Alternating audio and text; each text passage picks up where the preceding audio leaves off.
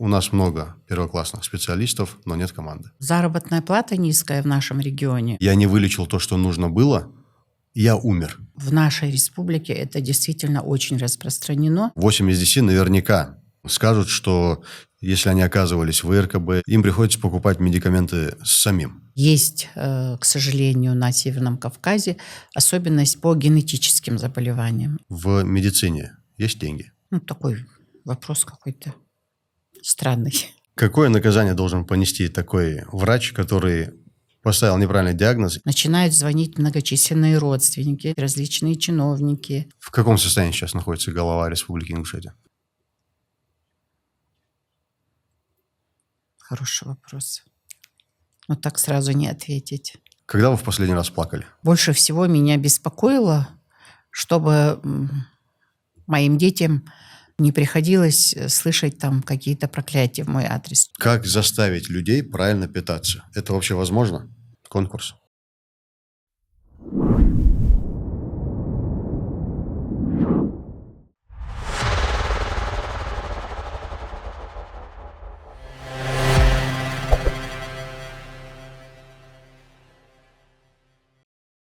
Сегодня у нас в гостях Зара Абдулмаджитовна Албакова. Зара Саридхла. Я бы хотел бы для наших зрителей сказать несколько фактов из биографии, и потом мы начнем, я надеюсь, интересную беседу. Значит, в прошлом заведующий отделением детской реанимации в Назрановской клинической больнице, заведующий отделением анестезиологии и реанимации в Сунжской центральной районной больнице, главврач Карабулакской городской больницы, и в 2022 году победитель в номинации «Лучший главврач России», с 2024 года министр здравоохранения Республики Ингушетия, и также вы являетесь доцентом кафедры психологии Ингушского государственного университета. Ничего не пропустил? Пропустили несколько лет работы заместителем по лечебной работе в Сунжской больнице после заведования отделением реанимации. Это такой прям хороший опыт был. Ага. И хотелось бы еще дополнить. У вас 3 детей, 2 из которых также выбрали медицинское направление. Да. Все верно. Давайте тогда пройдемся по вопросам.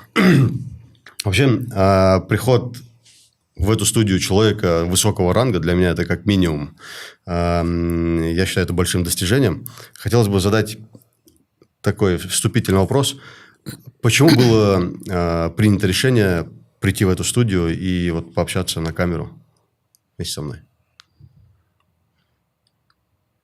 Прям совсем простой ответ. Мы открыты к диалогу.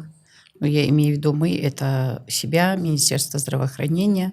Знаем, что есть положительные, отрицательные стороны нашей работы, но готовы к диалогу, к общению.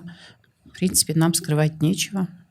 Для того, чтобы вот этот диалог состоялся, у нас, скажем так, был посредник между мной и вами.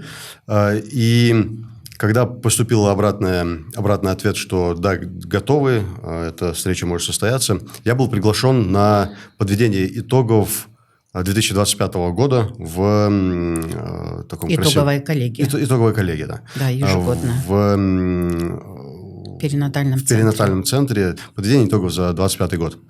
И в большом актовом зале много людей было, много врачей.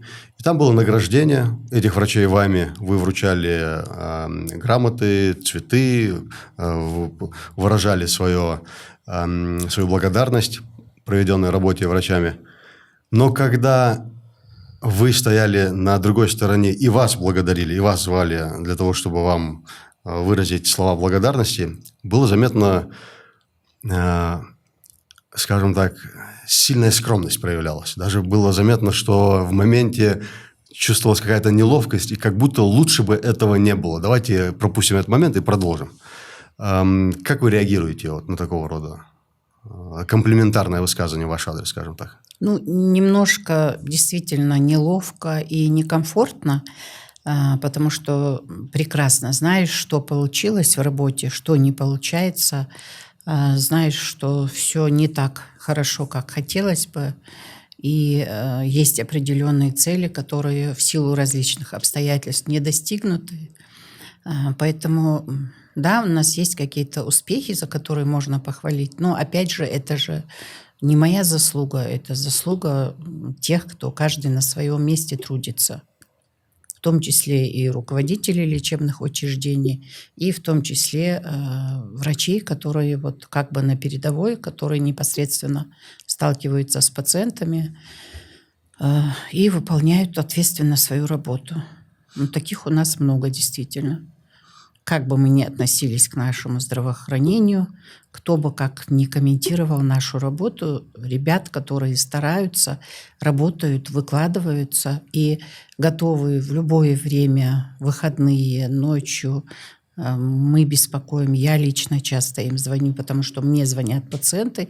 Я потом уже звоню даже не руководителям учреждений чаще всего, а самим докторам, заведующим отделений, и всегда все приходят на помощь.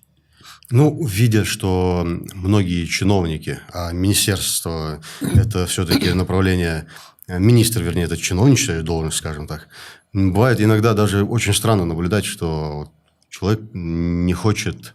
Давайте пропустим, не хочу я эту похвалу в свой адрес слышать. Поэтому мне это вызвало достаточно такой положительный, скажем так, момент для меня это было. Вот касательно работы ночью. Говорят, что медицина – это образ жизни, а не работа. Вот как часто приходится ночью быть на связи, отвечать на звонки, как часто принимаете звонки? Ну, как часто вызывают на работу? Это действительно такая специальность, которую, когда выбираешь, и там речь не идет даже там о министре или еще о каком-то руководителе. Вообще, когда ты выбираешь специальность, касаемая медицины, то, в принципе, и родственники, которые согласовывают и направляют на это обучение, и сами, кто выбирает эту специальность, мы должны быть в курсе, что у нас ненормированный, да, там может в трудовом договоре стоять какие-то цифры, там работа там, от 8 до 15:30 там, или там с 9 до 18:00, либо там с 8, кто дежурит, до 8 утра. Но мы должны понимать, что это очень часто не соответствует действительности, и что надо всегда быть готовым к тому, что это ненормированный рабочий день, и это будут звонки постоянные, а это даже, в нашей республике это действительно очень распространено. Я считаю, что это нормально, потому что нас мало, у нас очень плотно, мы очень плотно проживаем, и мы все между собой в какой-то степени состоим в дружеских, в родственных каких-то отношениях. Поэтому для меня это вполне нормально, что мне могут позвонить ночью, под утро. И главное понимать, что в час ночи просто, чтобы поздороваться, человек не будет звонить. То есть звонок лучше не игнорировать. Ни в час ночи, ни в 4 утра, там, ни в 9 часов даже вечера. Просто так, чтобы что-то спросить. Люди, бывают такие звонки тоже, которые вообще, в принципе, озвучивают вопросы, на которые ты все равно сможешь ответить только, когда начинается следующий рабочий день.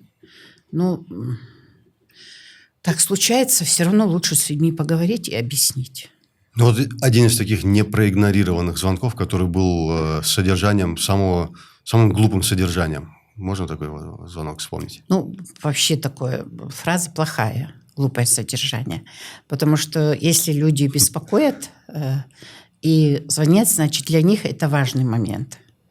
Да, я понимаю, там они могут спросить.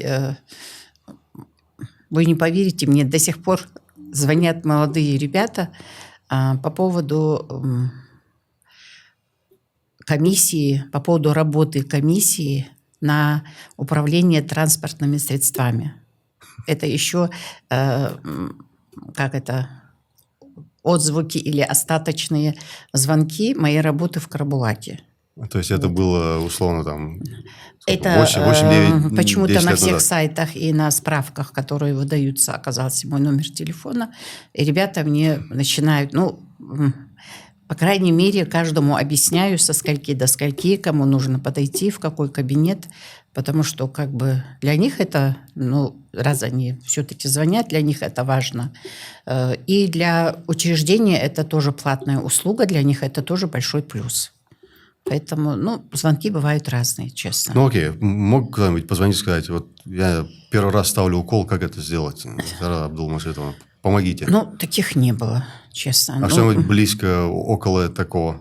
Мне просто интересно, насколько разными могут быть форматы содержания таких звонков. не, они могут быть вообще совершенно разными. Вот самый запоминающийся Начиная такой с звонок. того, что почему-то могут днем не позвонить поздно ночью и спросить, почему они там не дозвонились на горячую линию там в Минздрав или в какую-то больницу, или почему там в какой-то регистратуре телефон не работает. И вместо того, чтобы, например, позвонить по факту, когда они пришли куда-то в поликлинику, обратились в регистратуру, и не было какого-то доктора, который в отпуске или еще что-то, почему-то они так спокойно вечером, уже поздно, там, в 10, в 11, в 9, ну, кто как, могут вспомнить и озвучить этот момент, что вот мы сегодня там были, во сколько это было, днем или там утром. Ну, вспоминают вечером, поздно. Не считаете ли вы, что это, возможно, лишняя нагрузка на саму себя, на человека, который имеет высокий статус в министерстве? Отвечать на такого рода звонки, может, это кому-то поручить нужно и не афишировать свой личный номер? У нас, ну, хорошо.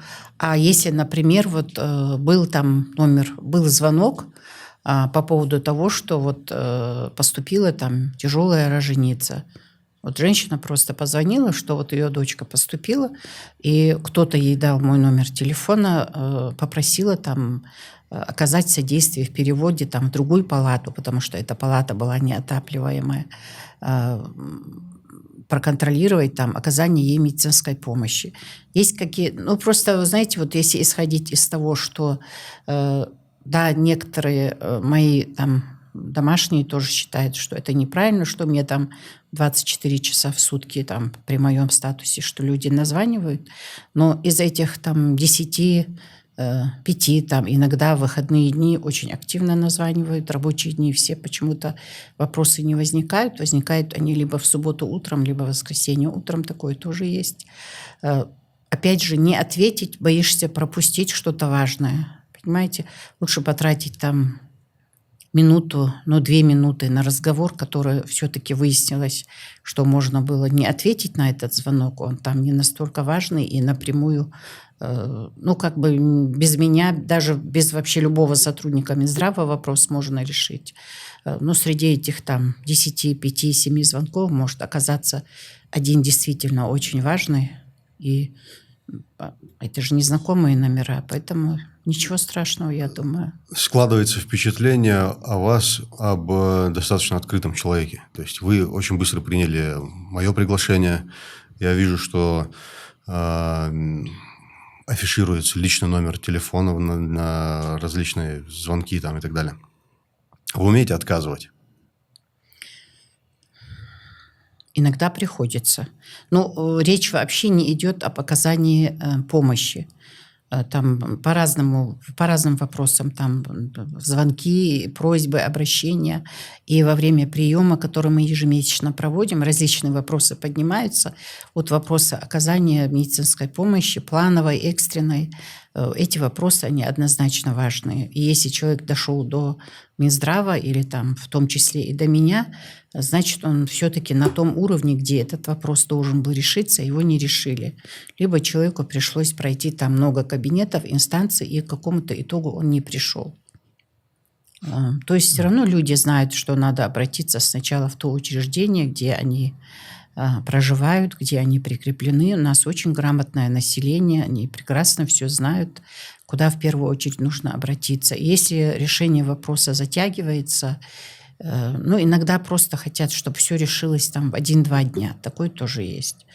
Ну, по мере возможности мы эти вопросы стараемся, ну, перепоручаем, делегируем, ну, решаем.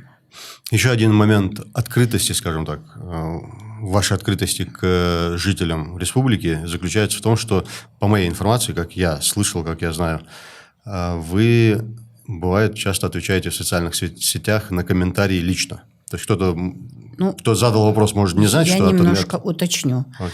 Я не отвечаю на комментарии сама лично, но вопросы, которые поднимаются, Если видишь экстренный там какой-то крик души, выкладывается пост, конечно, начинаешь тут же разбираться с этим.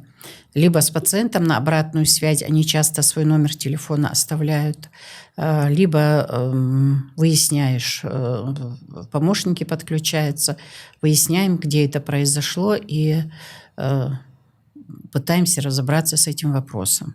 Вообще, какой комментарий может вызвать ваше внимание, на что, скажем так, какой комментарий достоин вашего внимания? Что должен содержать этот текст, что вы обратите на это внимание и сделаете какой-то из этого дальнейший вывод? Вот помимо экстренного, я имею в виду, то есть это не обязательно связано там, с помощью влечений там, и так далее. Что-нибудь другое, какая-нибудь другая просьба, может быть, или отзыв человека? Может быть, это может быть, да, действительно. Иногда бывает в соцсетях просьба о трудоустройстве.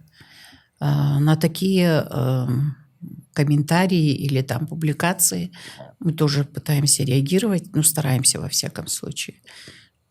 Но когда речь идет о стариках и детях, это такой прям принципиальный момент.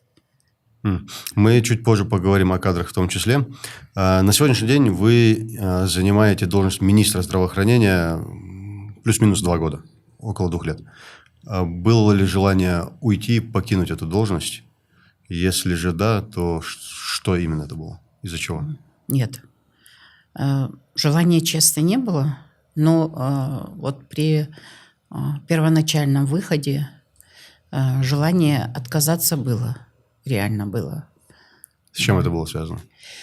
Из-за ответственности? Да нет, вопрос не в ответственности. Когда ты осознаешь проблемы, которые сегодня есть, и когда ты понимаешь, что при всех твоих усилиях, при всем твоем желании, что ты все равно их не решишь, и заведомо зная, что будешь вызывать негатив, не со всеми моментами справишься, уже как бы не молодая же, в моем возрасте не очень хочется идти вот на такое дело, скажем, зная заранее, что ты многое не сможешь решить и сделать. Понимаете? А что послужило передумать и принять это решение, пойти на эту должность? Наверное, поговорила с детьми, с домашними. То есть поддержка семьи? Скажем так, если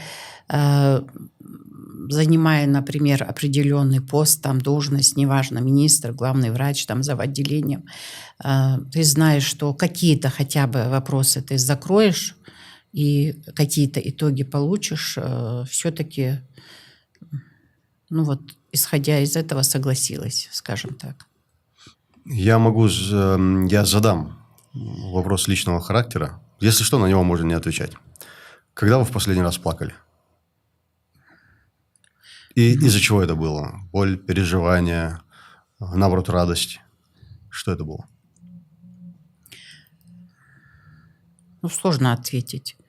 Несмотря на то, что моим детям иногда задают вопрос вообще, твоя мама когда-нибудь улыбается? Несмотря на это, я так довольно-таки эмоциональный такой товарищ, и заплакать могу, в принципе, легко. Поэтому я прям не могу так сказать. Особенно, когда видишь детей, паллиативных детей, честно, это реально страшно. Это дети, которых ты вылечить не можешь, но просто чуть-чуть облегчить страдания. То есть это все-таки переживание? Невозможно не переживать, честно. Или, может быть, даже это правильно будет сказать безысходность? Это безысходность, и плюс еще присутствует такой момент, что мы не всегда полностью, в полном объеме у нас на сегодняшний день реально нет возможности на 100% обеспечить этих детей всем, что нужно. Вот честно, скажем так. Нам очень помогают благотворительные фонды нашей республики, с которыми мы контактируем. Мы максимально стараемся, руководители лечебных учреждений подключаются. И зная, что ты ну, реально не можешь им помочь, и особо как-то и неудобно перед родителями свое бессилие показывать. Ну, это действительно не очень такая приятная история, и не очень себя чувствуешь комфортно. Я отдельно за этот ответ благодарю. Это личное переживание, но, услышав этот ответ, отдельная благодарность вам за это. Зара Абдулмаджитовна, я бы хотел вот дальше чуть-чуть уже углубиться в тему здравоохранения, задать следующий вопрос. К примеру, рассмотрим, что здравоохранение Республики Ингушетия – это какая-то часть тела человека. Какая это часть тела могла бы быть? Ну, все-таки голова. Потому Голова. что это вообще там как бы орган исполнительной власти, как все знают, который координирует, направляет и организовывает работу всех лечебных учреждений, которые у нас есть. Это наши большие больницы, городские, районные, поликлиники, фельдшерско-акушерские пункты, то есть все. В каком состоянии сейчас находится голова Республики Ингушетия? Ну, как вам сказать? Учитывая, что я работаю в республике с 93-го года, ну, довольно-таки уже такая древняя история, то в неплохом. Это не хвастовство, действительно в неплохом. У нас очень хорошая команда, и коллектив Минздрава очень хороший. В каждом отделе все давно, многие из них работают достаточно долго, знают свою работу, знают действительно организацию работы, быстро реагируют на какие-то внештатные ситуации, которые могут произойти. Например, где-то там выходит из строя там тяжелое оборудование, там КТ, МРТ, нужно быстро перенаправить потоки пациентов. За период, конечно, пока это все произойдет, какие-то жалобы все равно появляются, но в течение там 1-2 дней все равно этот вопрос закрывается, мы перенаправляем там потоки пациентов. И также происходит со всем остальным. Если где-то там с койками проблема, еще с каким-то оборудованием проблема, где-то специалисты отсутствуют, нужные там временно или ищут пока специалиста, точно так же можно перенаправить пациента и решить этот вопрос. Ну, вот как раз касательно специалистов по поводу кадров. Молодые врачи, которые отучились в других городах, скажем, в мегаполисах, Москва, Санкт-Петербург, другие, как правило, они не возвращаются в республику. Ну, категорично так не говорите. Как правило. Да. Как правило, это не обязательно 100%, и даже не Да. 80%, это может быть 51%. Но я думаю, 51% все-таки... Ощутимо для республики, да, согласна. Почему так происходит? Ну, там много разных причин есть. Есть очень... Вот я в силу там своих частых выездов в командировку уже несколько раз встречалась с нашими ребятами, в том числе со студентами там в 25-м году, в этом году с врачами, которые работают в Москве. И ну, у них различные... У кого-то уже семьи там, кто-то пока учился, пока заканчивал ординатуру. Там либо женился, либо вышел замуж. Это одна из причин. Кто-то остался в клиниках тех же вузов, которые они закончили. Это реально радует. И ребята у нас многие занимаются наукой. Вот набирают опыт, занимаются наукой. Ну, плюс еще заработная плата низкая в нашем регионе. Она действительно низкая, ощутимо по сравнению с Москвой, с Петербургом, с большими городами, с большими мегаполисами. Конечно, в регионах везде, не только у нас, она значительно разнится. И либо хотят работать... карьеру строить. В более престижном месте, скажем так. Да, хотят получить опыт в более престижной клинике, потому что при дальнейшем карьерном росте это играет большую роль. Хорошо, я услышал несколько причин, на которые вы не в силе повлиять, да. в том числе там, вышли замуж там, и так далее. Что вообще в целом вами было предпринято, чтобы все-таки постараться вернуть таких молодых врачей, которые действительно могут помочь нашему обществу, нашей республике?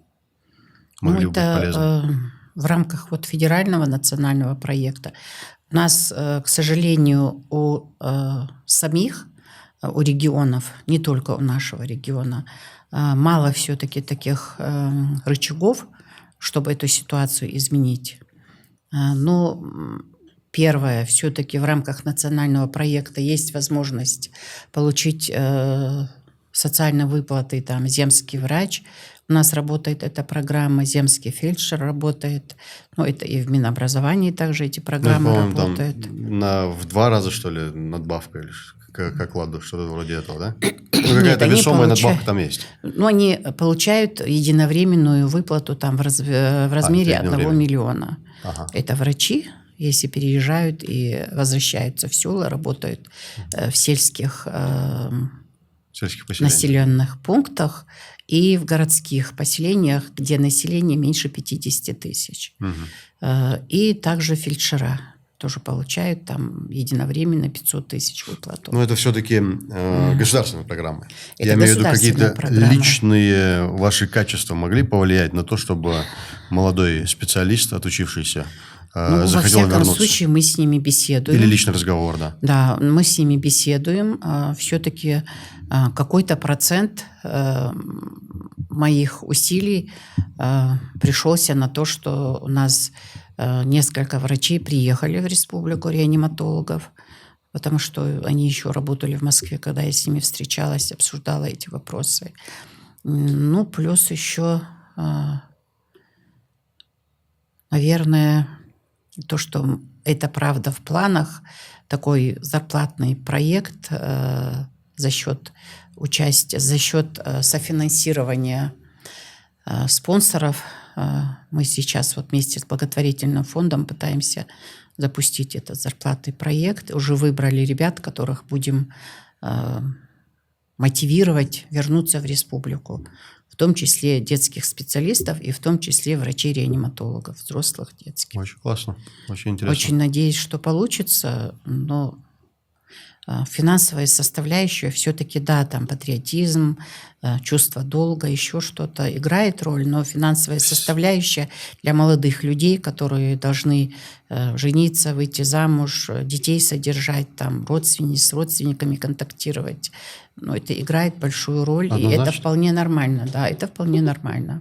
Более чем нормально, это абсолютно Ну, нормальное еще желание. я очень благодарна многим ребятам, которые работали в приличных клиниках, в больших, оперирующие ребята, которые вернулись в республику и работают уже по несколько лет здесь, потому что родители не захотели, чтобы родители там остались, кто-то из родителей заболел. Все-таки вот это, наверное, такая составляющая наших людей, наших молодых даже ребят, отношение к родителям, к родственникам, такая эмпатия и ценности, которые в них сегодня присутствуют по отношению ко взрослым, это тоже очень такого дорогого стоит. Зара Абдулмажитовна, я достаточно много людей узнал в последние там пару-тройку лет. И когда мы говорим о медицине в разных кругах с разными людьми, часто можно услышать фразу, что у нас очень много классных, первоклассных специалистов в любой области, это может быть и хирургия, и стоматология, различные вообще направления, но нет команды. Или же единственная операция, хирургическое вмешательство, которое было у меня, оно единственный раз, надеюсь, и последний раз, было в нейрохирургии, отделении нейрохирургии в ИРКБ. И после того, как я вылечился и вышел оттуда и рассказывал разным людям, что там все отлично и так далее и тому подобное, все говорили, там классная команда, поэтому там все работает.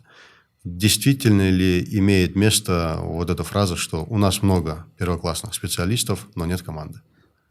Ну, скажем так, есть отделения, где действительно нет команды. Такое есть. Но у нас действительно много ребят, очень грамотных, у которых, можно прям сказать, золотые руки, золотые мозги, которых надо беречь, оберегать, чтобы, не дай бог, не заболели и куда-то не уехали. Нас таких много. Все равно в каждом отделении и в каждом учреждении выстраивает работу и налаживает работу, и выстраивает командный дух все-таки руководитель. Руководитель учреждения и те лица, которых он вокруг себя собирает. То есть тоже команда. Вот та команда управленцев, ну туда все входят. Это и экономисты, и бухгалтера, и юристы, и и в первую очередь заместители по лечебной работе, потому что это прям такое самое важное лицо во всех учреждениях. Вот, наблюдая рассказы, опять В же, нейрохирургии, я вас перебила, там действительно есть команда, там есть заведующий, Маргас Гиреев, который всех ребят, там есть ребята, например, которых я помню, когда они закончили, они наш вуз закончили, аккредитацию сдавали в нашем университете, ординатуру закончили где-то на выезде, там в больших клиниках, но вернулись в республику и работают в том отделении, где они работали в качестве даже вот как медбратья, эти ребята работали, дежурили, учась одновременно вот на нашем медицинском факультете. И, по крайней мере, максимально все свои знания, все свое отношение к работе их заведующий им передал. Поэтому они все дружно поддерживают друг друга, даже когда кого-то нет, и кто-то, часто их ребята во главе с Умаром выезжают на различные конференции, но работа от этого не страдает, потому что я вот и на обходе там была, и когда они отсутствовали.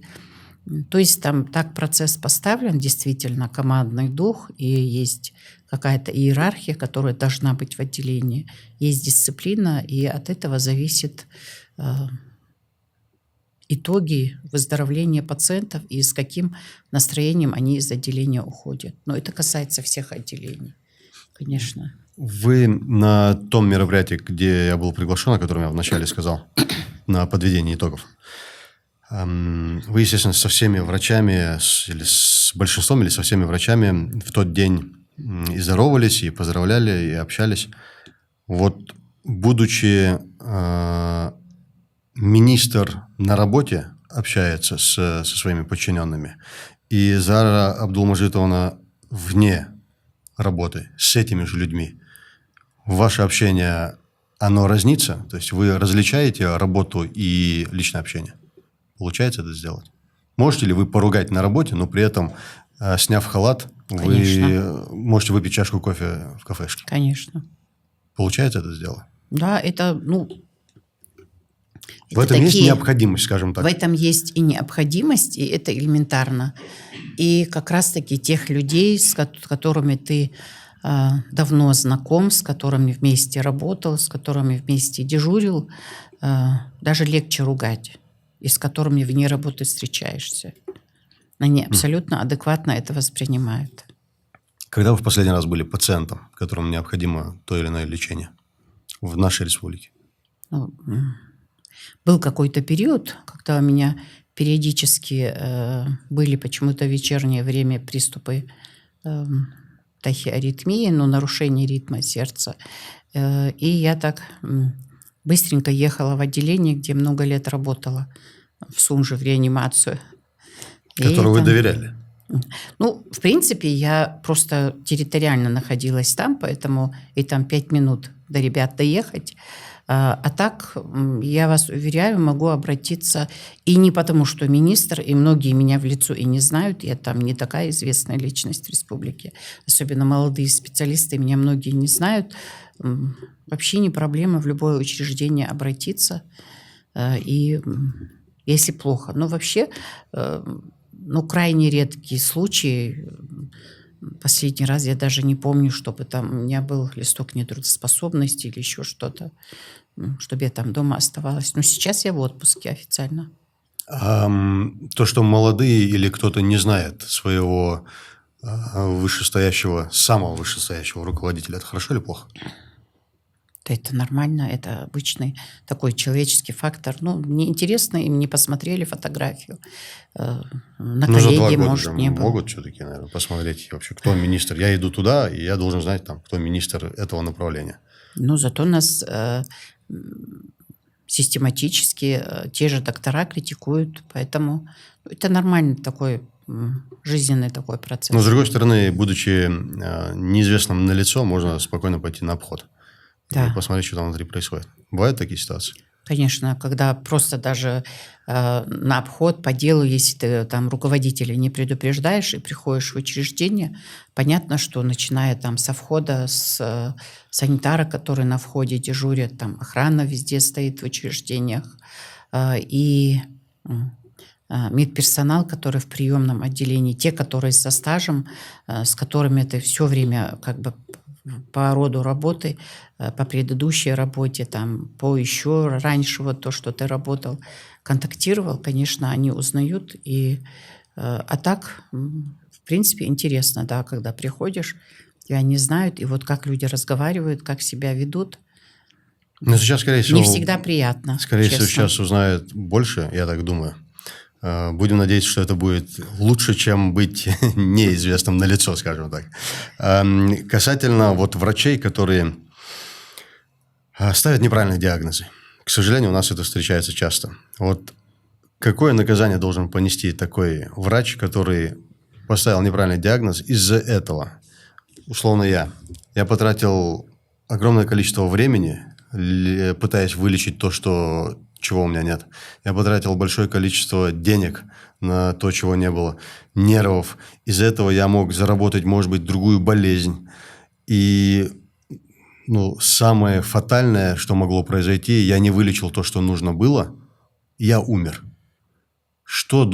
Какое наказание должен понести такой врач? Вы сейчас озвучили случаи, вы говорите, у нас такие случаи, к сожалению, встречаются.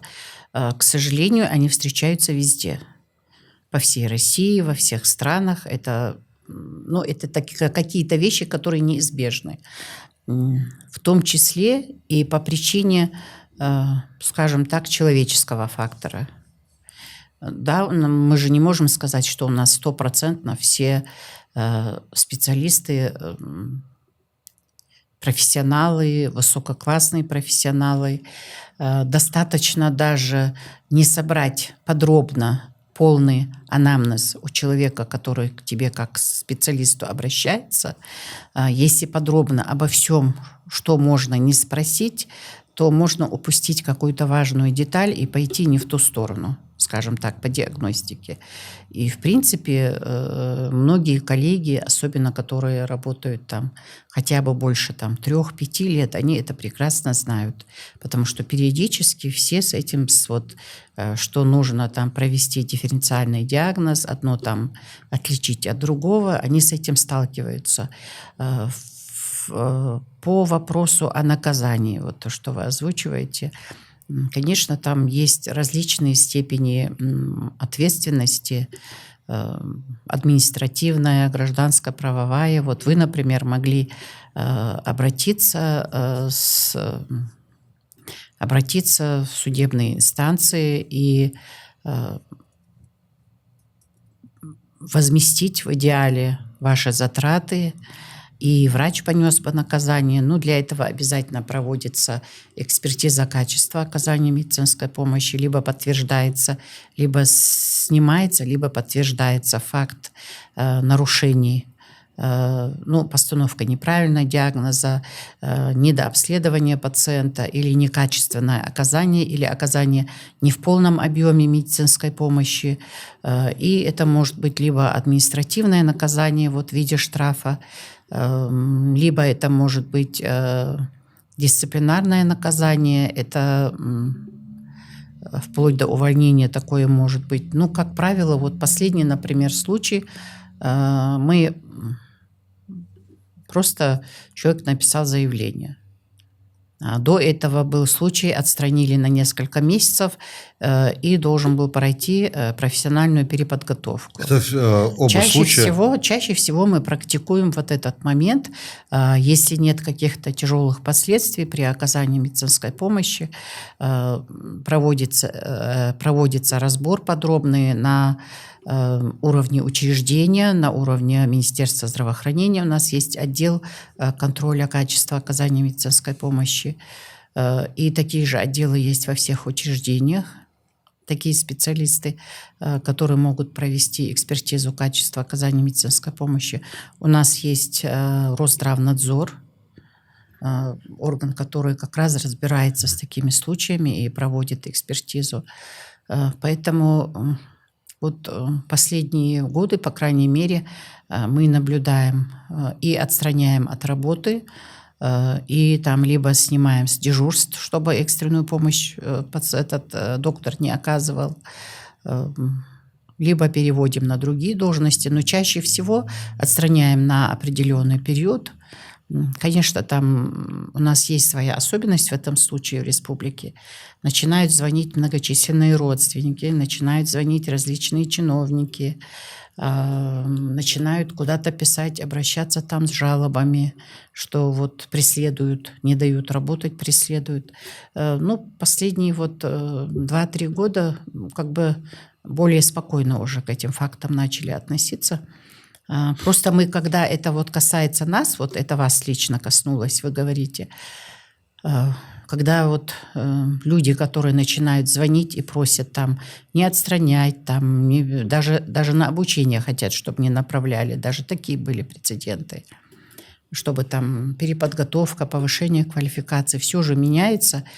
Сегодня есть возможность при желании наших специалистов, и многие ребята это успешно реализуют, выезжать в другие города, в другие клиники и проходить такие кратковременные, ну, как вот мастер-класс у станка получается, да, проходить стажировку, обучение на рабочем месте. Это очень эффективное такое обучение, поэтому, конечно, не согласна с теми, кто, когда себя касается, начинают писать, жаловаться, скандалить, а когда кого-то из их родственников, медицинских сотрудников касается и пытаешься их наказать, начинают все инстанции подключать и выгораживать.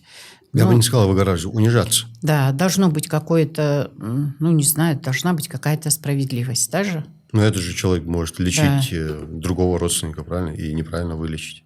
Зачем ты это делаешь? Может быть такое, конечно, вообще, тоже. Насколько нормально для врача при обследовании пациента сказать: я не знаю, как тебя лечить. Честно, вот у меня не было такого случая. Пойди к другому, пожалуйста. Ну, это же будет, во-первых, это будет честно, во-вторых, это будет во-первых, это экономия всего того, ситуация. что я перечислил до этого.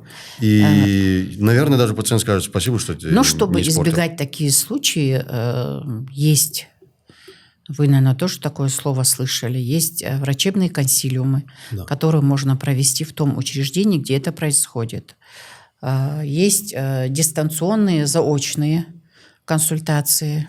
То есть сегодня очень успешно наши врачи, наши ребята во всех учреждениях, в том числе и поликлинических, успешно проводят эти телемедицинские заочные консультации своим пациентам.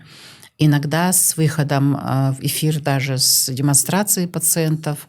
Это касается и перинатального центра, и это касается наших реанимационных служб. Ну, то есть, начиная вот от поликлиники, заканчивая любым нашим учреждением 1, 2, 3 уровня, телемедицинских консультаций проводятся везде.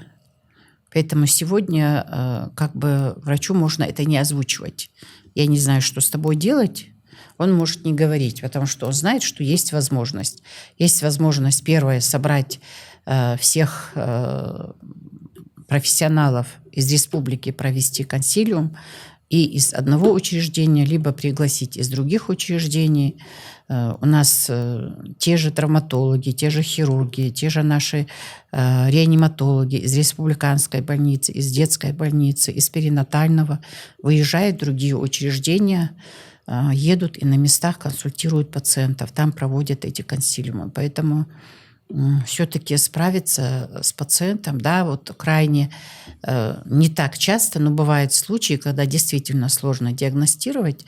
Ну, для этого вот проводятся либо телемедицинские консультации, и прямо вот мы в ручном режиме пытаемся быстрее пациента перенаправить в федеральные научные центры, чтобы уже там все-таки поставить окончательный диагноз и чтобы там пролечили. Такая возможность есть у каждого доктора это реализовать. Зара Абдулмаджитовна, в чем проблема такого большого количества заболеваний в Республике Ингушетия? Я этот вопрос задаю, потому что я не понаслышке знаю, что, допустим, в Москве, в одном из медицинских центров, дети, которые имеют заболевания, раковые заболевания различного направления, очень много детей вообще не только из Ингушетии, но и в целом из Кавказа. Это как-то географическое расположение или же исторические какие-то события? Что на это влияет? Почему так происходит? Почему у нас много заболеваний? Или это я ошибаюсь? Нет, Может. если говорить о заболеваемости, есть такой показатель в здравоохранении. Если говорить о заболеваемости, конечно, у нас заболеваемость, она на среднем уровне по среднероссийскому показателю. Мы не можем говорить, что у нас там больше или меньше. Но у нас есть, к сожалению, на Северном Кавказе особенность по генетическим заболеваниям. Это, да, и проводится большое исследование. К нам выезжали специалисты, забор биоматериала был, и какие-то результаты уже приходят. Целыми семьями проводили обследования. Это хотя в других бы республиках? понять предрасположение. Это было у нас, но Ага. в других республиках это тоже проводилось Ага. по Северному Кавказу.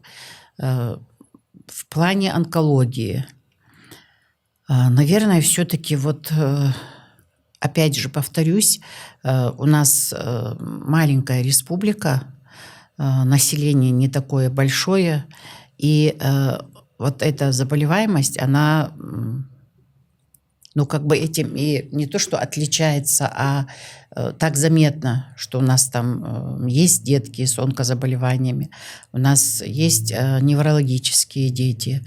К сожалению, у нас много детей с аутистическим спектром расстройства. Это, ну, реально Это часто такая, встречается? да, это трагедия, часто К встречается, сожалению.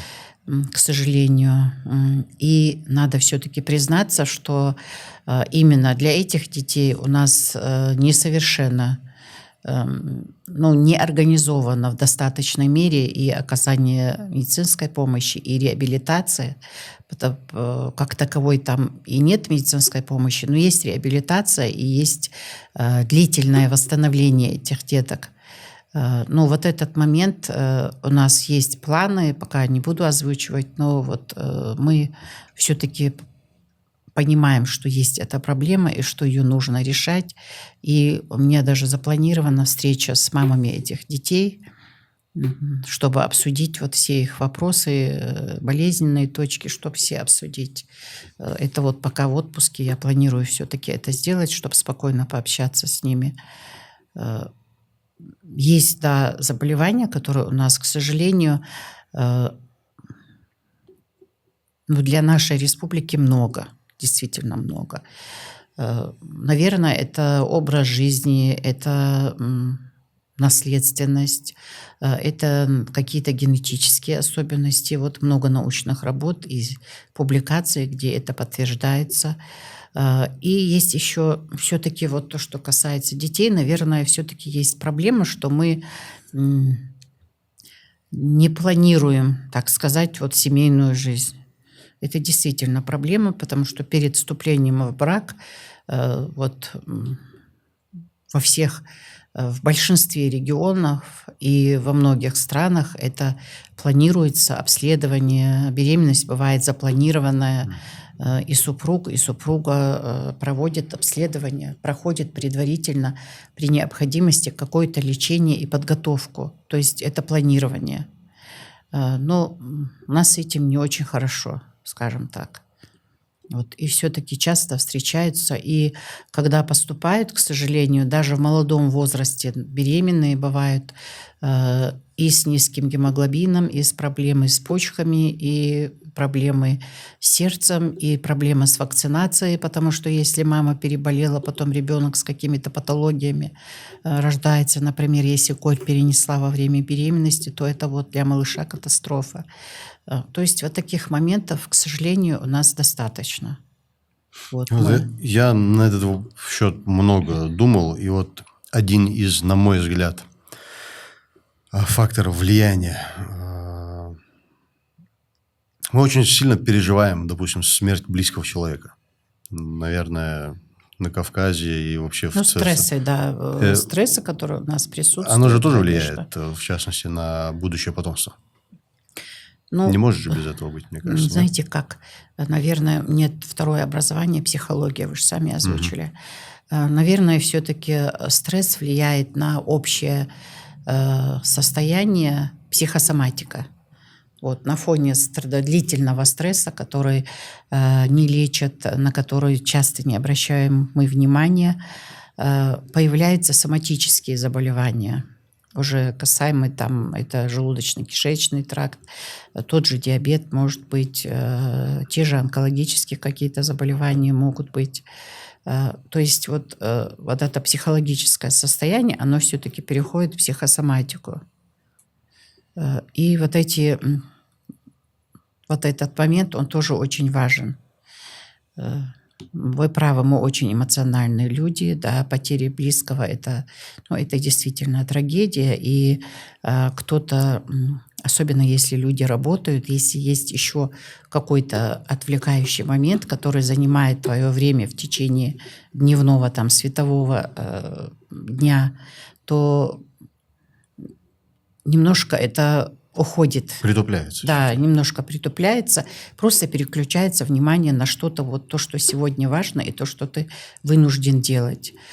А у нас много молодежи, ребят, мам молодых, которые дома, которые вынуждены еще там домом заниматься, малышами заниматься, и у которых этот стресс все-таки он переходит в такое хроническое состояние.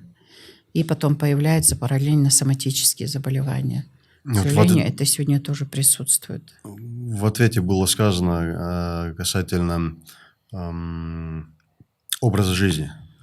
Вот питание, это же тоже есть образ жизни, правильно? Конечно. Как сильно влияет... Вообще в целом в нашей республике принято правильно питаться. Наша кухня, национальная кухня, она достаточно калорийная. Это... Национальная кухня у нас очень калорийная. Да. Все содержит... Очень много мучного, жирного, жареного, да. И плюс еще у нас очень распространен фастфуд. Вы тоже видели? Да, вот в последнее время. Да, по всей республике, на каждом шагу, да. Этого много. И как раз больше всего, скажем так, его приветствуют и употребляют как раз наша молодежь, на которую мы рассчитываем и от которой мы ждем такое здоровое наследие даже. Поэтому это, конечно, образ жизни, включая питание, включая физические какие-то нагрузки. Это, конечно, такую большую роль играет. Вот как объяснить среднестатистическому человеку нашей республики, жителю, что условный мешок картошки из огорода – это намного полезнее, чем купленный 10 килограммов мяса, который содержит канцерогены там, и так далее, и тому подобное, после жарки которого это может быть вовсе и не мясо. Вот без мяса наш рацион, он, наверное, очень сложно представить ингуша, который не принимает в пищу мясо. Ну, плюс это еще белок. Да. И вот как это объяснить, что... И не факт, что картофель полезнее. Не факт, что... Конечно. Окей, по-другому сформулирую вопрос. Как перейти на правильное питание? Как заставить людей правильно питаться? Это вообще возможно? Вот, допустим, есть сигареты. Некоторые курят сигареты, несмотря на то, что там большое изображение, там разные раковые заболевания там, и так далее, мертворождение и прочее. Каждый из нас, включая даже самих медиков, каждый из нас думает, что вот именно меня это не коснется. Да. Понимаете? В том числе и рак, который там на каждой пачке сигарет легкие нарисованы в страшном состоянии, и написано, что это убивает. И в том числе и фастфуд, по поводу которого всякие бургеры, картофель фри, который в огромном количестве дети, маленькие дети употребляют, подростки, школьники постоянно заказывают, едят. Это очень большая нагрузка на желудок. это уже обеспеченные гастриты, это обеспеченное нарушение обмена веществ, то есть это ожирение, которое очень часто сейчас при проведении профилактических осмотров у подростков встречается. Это, к сожалению, мы понимаем, что это плохо, но это вкусно, понимаете? Вот, мы пытаемся там объяснить, проводим информационную работу везде в поликлиниках, везде это пропагандируется, висят картинки, правильное питание, тарелка там твоего дня. Это все есть, но все-таки это, вот это то, что вы сейчас озвучиваете, это работа нашей первичной сети участковых педиатров, терапевтов и врачей кабинетов медицинской профилактики. Вот это их работа. Для примера. Может быть, да. Может быть, есть еще смысл озвучивать это все там, где вот проводит, где собирается большое количество людей. Может быть, есть смысл, и мы вот периодически это пытаемся делать на сходах.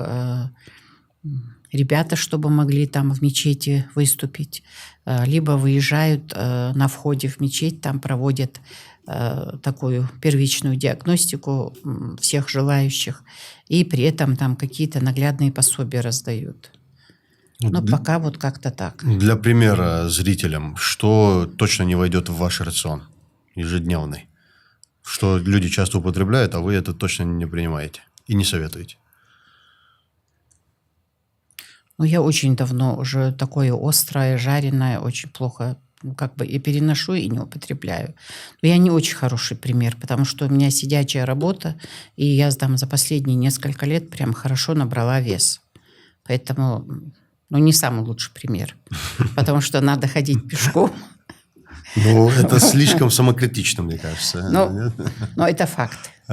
Потому что те, кто меня знали там 5 лет, 10 лет назад, и сейчас, это наглядно. И все же, слишком самокритично. Окей. Как часто ваши родственники лечатся за пределами Республики Ингушетия? Если так, то почему это происходит? Смотрите, запретить кому-то выезжать за пределы республики, конечно, мы не можем. Я если говорю про ближайших родственников. Если идет, ближайшие родственники, то, к сожалению, наверное, к моему, к сожалению, не знаю, они сожалеют или нет, то, там, например, нас там 5 сестер. В республике живу я одна. Остальные там в Петербурге, в Москве, за границей, поэтому... Это постоянное местонахождение. Да, это их постоянное место жительства, там у них дети родились, они там живут, и понятно, что обследуются там, наблюдаются там. Но зато моя мама очень любит наших врачей, знает многих поименно, и в республиканскую больницу обращалась, в Сунжанскую больницу, и в реанимацию попадала, и в другие отделения, поэтому... Папа мой лечился только в республике, он тоже врач, очень долго работал, и его лечили только наши доктора. У него были люди, которые в любое время были готовы прийти дома, посмотреть его, помочь. И в реанимацию он попадал тоже здесь у нас, в республике. Он вообще категорически был против выездов. Вот если говорить, что есть... человек, который собирается выехать за пределы республики, куда-то в другой город, в другой регион, лечиться. Но вы знаете, что вот это лечение могут здорово оказать у нас дома. Был ли момент, когда вы сдерживали такого человека от поездки, и он... Конечно, направляла их к нашим докторам. Это и помогало. Они были очень довольны, да. К нашим же травматологам. Вот недавно ребята прооперировали пожилую женщину с деменцией, которые хотели родственники вывезти хоть куда, как они мне объяснили. Но прооперировали наши ребята в республиканской больнице, замена сустава. Довольно-таки успешно. Пожилая, плюс еще сопутствующая деменция. Вполне успешно. Никуда не уехали, пролечились здесь. То же самое по нейрохирургии. Вот у меня на приеме там был молодой человек, который хотел тетю вывезти. И я их направила к нашим нейрохирургам. Очень довольные остались. Тоже оперативное лечение. Нейрохирургия, о которой мы говорили сегодня. Да, нейрохирургия. Это Не, классно. у нас травматологи очень Это хорошие. классно, У нас хирурги очень хорошие. Осман Султыгов, Руслан Мальсагов. Ребята, которые в Малгобеке работают, Чергезов, Хаматханов, умницы, у них золотые руки, действительно. Они на потоке делают сложные оперативные вмешательства, в том числе и высокотехнологические. Конечно, есть ситуации, с которыми мы не должны справляться здесь, и которые мы не должны пытаться здесь сделать в регионах. И для этого есть учреждения 4-го уровня, это федеральные центры, и мы туда пациентов направляем, и госпитализируем. Единственные пациенты, которых все-таки я, честно скажу, хотя я должна это делать, не отговариваю, когда они хотят выехать, это пациенты с онкологией. У нас очень успешно оперируют, химиотерапию проводят, лучевую проводят в нашем онкологическом диспансере в Плиево.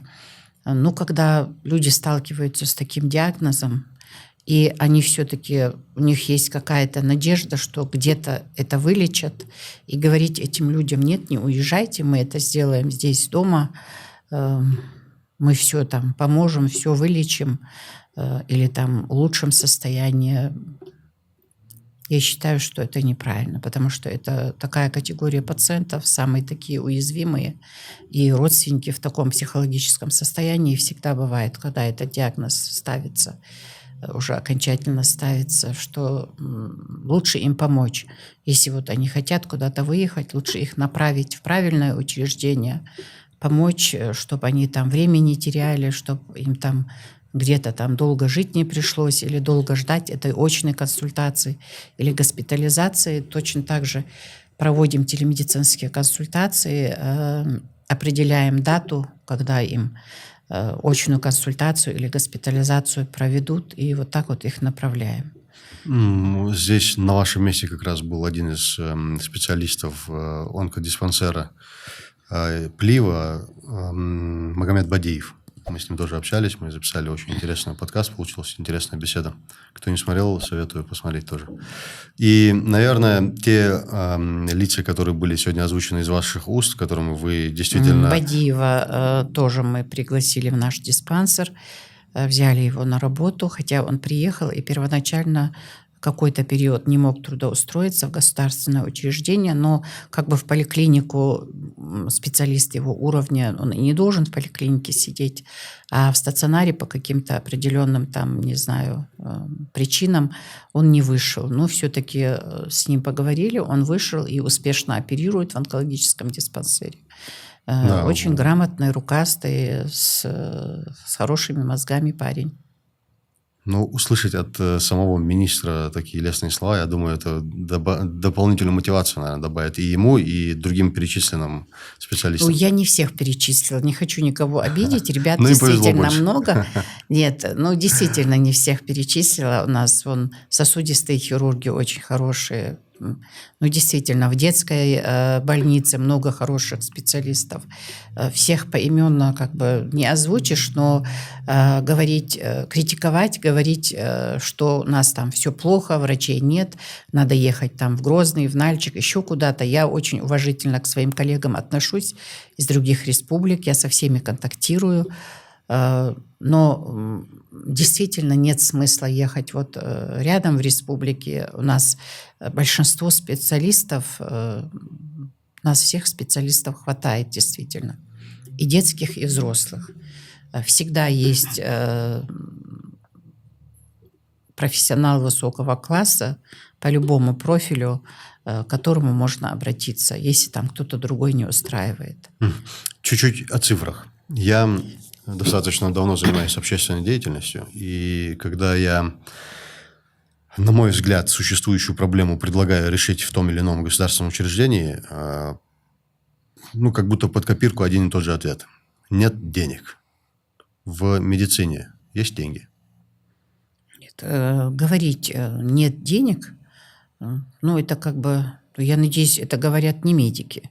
Нет, это говорят не медики, это говорят в других государственных учреждениях. Я, как правило, по больше автомобильной тематике вот эти решения проблем имею в виду. Да, у нас есть учреждения, которые финансируются чисто из регионального бюджета. Да, вот центр антиспид наш, станция переливания крови, там центр фтизиопульмонологии, там незначительная часть из ОМС, а остальное все-таки большая часть финансирования из регионального, там бюро судебно-медицинской экспертизы. То есть учреждения, у которых есть какие-то финансовые затруднения. Но большинство наших учреждений государственных, они финансируются из фонда обязательного медицинского страхования, получают в полном объеме по программе госгарантии, которая ежегодно принимается, получает в полном объеме, согласно представленным там законченным случаям, реестрам, получает свое финансирование. И насколько хорошо или плохо выглядит финансовая картина в плане обеспечения там медикаментами, расходным материалом, там, продуктами питания, насколько все вот это качественно организовано, все-таки зависит от нагрузки на учреждение, потому что часто бывает сверх объема, ну, то есть бывает очень большая нагрузка. Например, республиканская больница несет нагрузку скорой медицинской помощи, потому что у нас нет отдельного учреждения, как во всех регионах, там отдельно республиканская больница и отдельно там больница скорой медицинской помощи, как в большинстве. Вот эти все пациенты экстренные со всей республики, большая часть едут туда. Но даже при этом из всех учреждений самое большое финансирование из фонда ОМС у них. То есть я все-таки могу совершенно спокойно озвучить, знаю, что коллеги услышат, я им самим это озвучиваю. При правильном планировании финансовых расходов что-то в приоритете. Ну, понятно, заработная плата там как бы это такое... Это обязательное условие, трудовые контракты с людьми есть, четко все обозначено, и есть положение в каждом государственном учреждении, где четко прописана там дата авансирования и дата заработной платы, выплаты. Эти сроки, как правило, не нарушаются.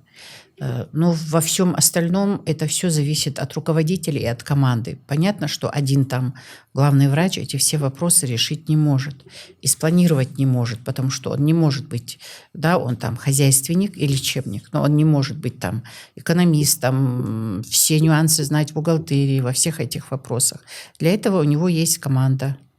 Есть экономисты, юристы, есть там специалисты по закупкам. То есть если все-таки правильно все планировать и расходовать финансы, которые они зарабатывают, и у всех сегодня есть возможность вести платные услуги, люди готовы прийти в свой выходной, в субботу, воскресенье, получить платную услугу и оплатить ее, при желании можно обеспечить учреждение всем необходимым.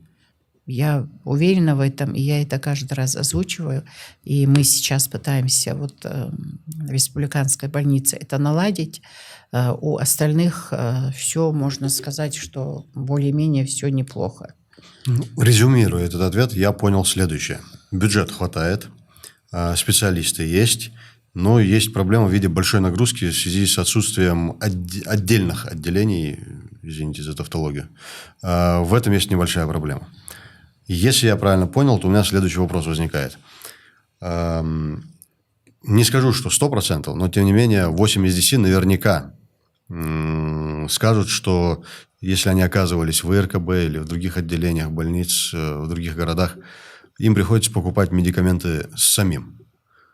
Это есть вытекающее из большой нагрузки, или же все-таки Не всегда. Или все-таки не хватает этого финансирования? Это не всегда. Финансирование должно хватать, потому что это запланированные объемы нагрузки на каждое учреждение. Ну, их нужно правильно распределить. Ну, в других больницах не скажу, потому что в большинстве учреждений по республике нет кредиторской задолженности, и есть больше, ну, скажем так, почти все препараты, которые входят в клинические рекомендации. кроме республиканской больницы. Ну, плюс еще есть какие-то препараты, которые попадают в дефектуру, и даже если своевременно учреждения подают заявки, выставляются на аукционы, проводят закупки, какие-то там препараты иногда бывает невозможно поставить. Но когда это пытаешься объяснить родственникам пациентов, они говорят, почему они есть в аптеке. Да, они есть в аптеке в рознице, потому что этот запас, какой-то запас в этих аптеках всегда был. То есть они у них на складах что-то сохранилось, и это в розничной торговле есть. Но те объемы, которые, например, закупает больница, очень часто в последние вот несколько лет мы получаем прям вот письмо от поставщиков, от производителей, что препарат там в дефектуре.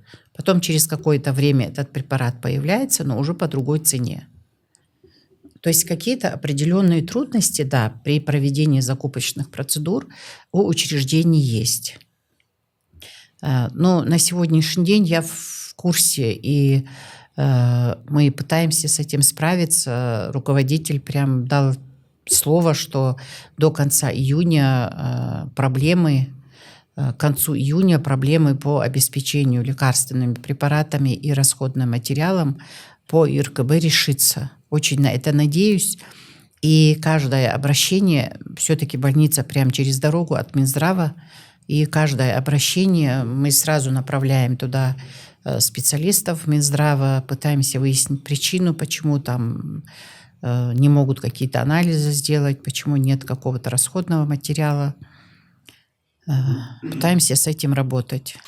Июнь 26-го года, я просто хочу это повторить, чтобы все поняли, что это не 28-е, 30-е, а текущий год. Но во всяком случае, очень надеюсь, что это произойдет. Заявки на медикаменты подписывала, они на закупочные процедуры ушли, и очень надеюсь, что все-таки этот вопрос закроется.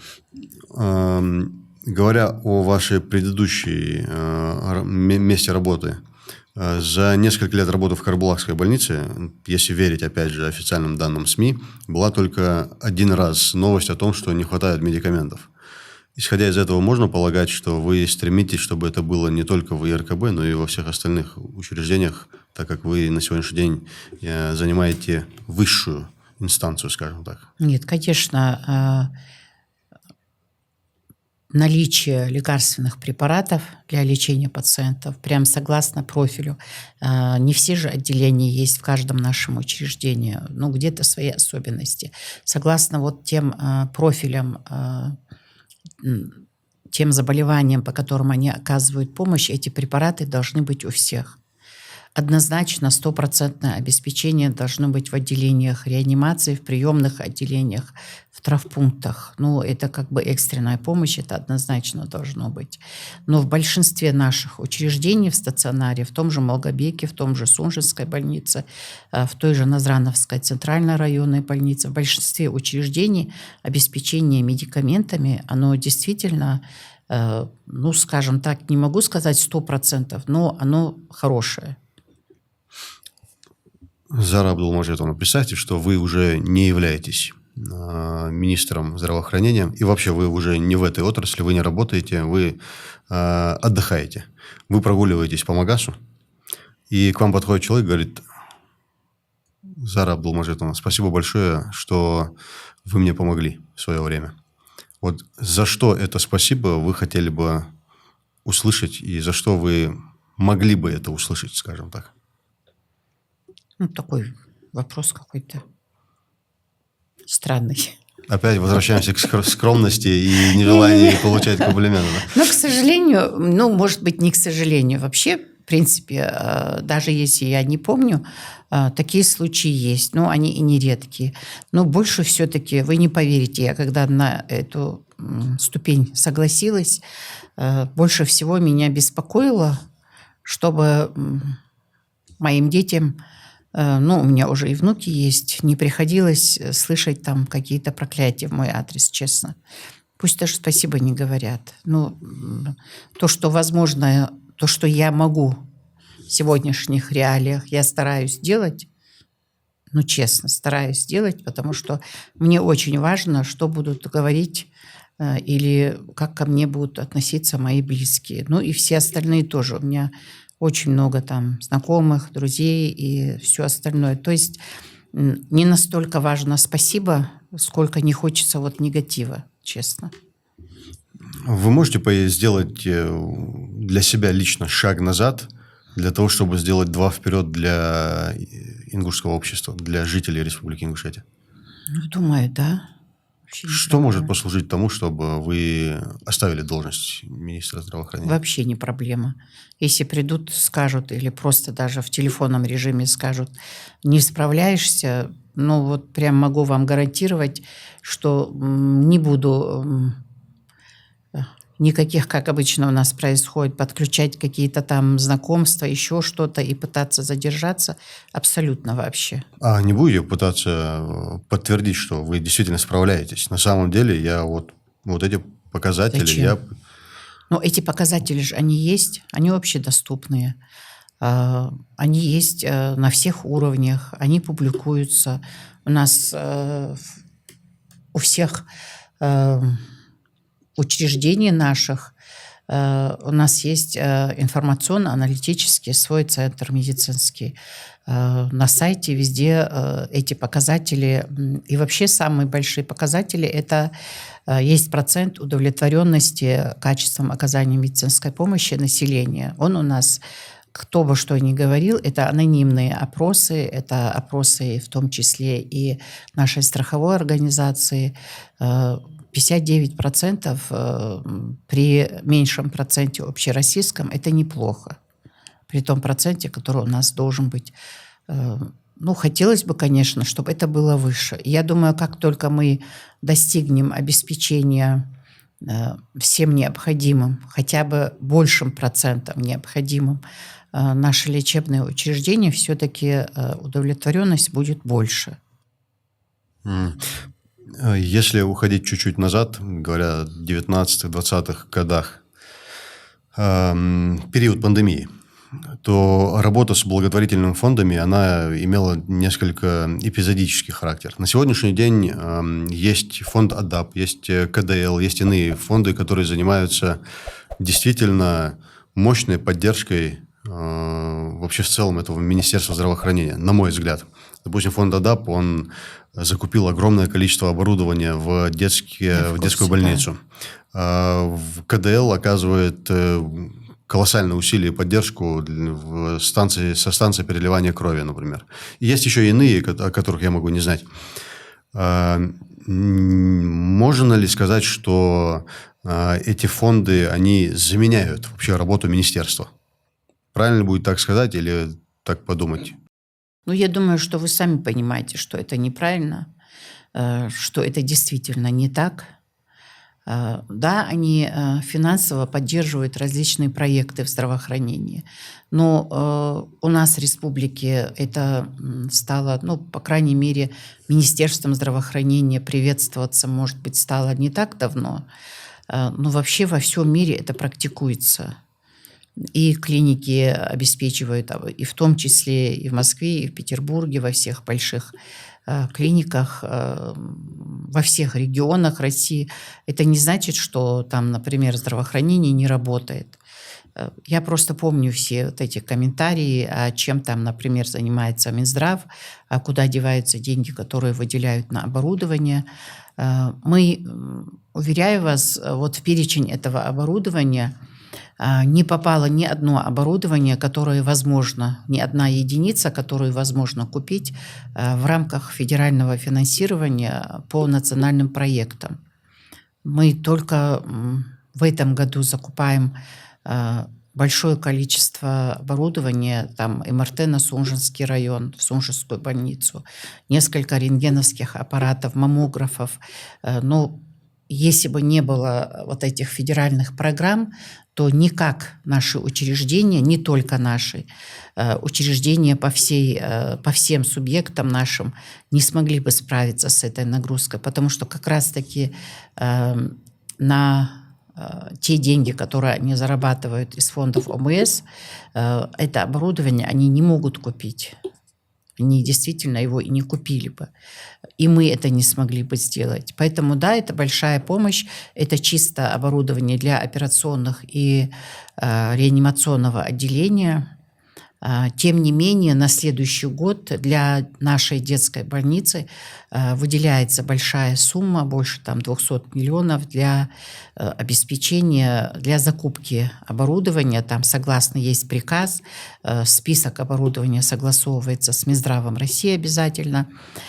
В этом году закупает 155 единиц оборудования наш перинатальный центр. Уже почти все там законтрактовано, и до конца года будет все поставлено.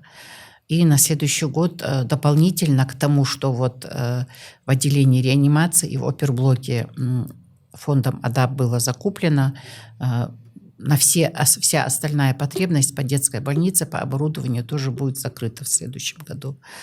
Конечно, фонды оказывают большую помощь, мы им очень благодарны. Я с ними всегда контактирую, и в Минздраве встречаемся, и на их различных мероприятиях встречаемся. Это вполне нормальные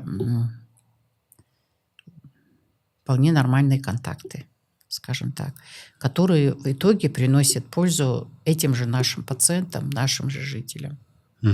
Если говорить о том, что мы уже обсудили, молодых специалистов звать обратно в республику, если это достаточно сложный момент по разным причинам. Вообще в целом явление ухода врачей в частный сектор, это является нормальным, естественным явлением, или же это, если грубо выразиться, утечка мозгов? Ну, скажем так, в наших частных организациях работают те же наши специалисты, которые еще работают в государственных организациях тоже. То есть у нас не так много специалистов, которые работают только в частных организациях и которые не совмещают или не дежурят, или не оперируют, не работают в наших государственных учреждениях. Я думаю, все-таки это для них дополнительный опыт, дополнительная финансовая составляющая. И, как правило, они эти дни в частных клиниках берут после своего основного рабочего времени в государственных учреждениях. Зара Абдулмажитовна, чего вы боитесь больше всего в жизни?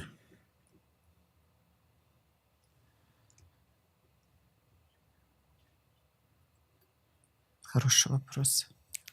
Но так сразу не ответить. Ну, как я уже озвучила, все-таки в плане там профессионального роста чего-то, в принципе, уже все этапы прошла даже. Если уже там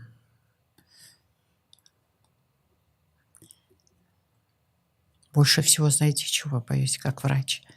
Не хочу создавать проблемы родственникам, детям своим и, например, там остаться в постели, чтобы кому-то пришлось за мной ухаживать.